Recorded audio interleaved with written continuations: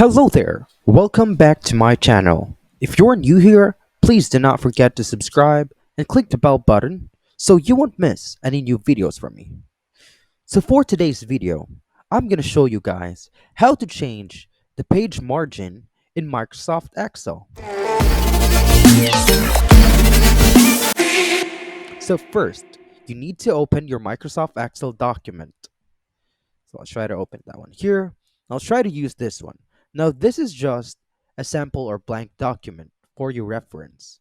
So for you to change the page margin of this specific document, you need to click under page layout tab, which is beside the insert. Just click that one. And here, you should be under page setup. You'll see several options right here, but you just need to be under the page setup tab. And go right here under margins. So click the drop box. And here, you'll see three suggested margins that you can use. I'll try to click the wide, so it will be changed right away.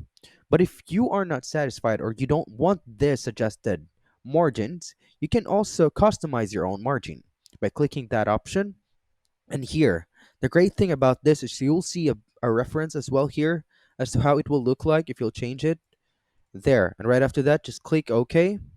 And there, that's how you change margin in Microsoft Excel. I do hope this video helped you. See you on my next videos, and bye for now.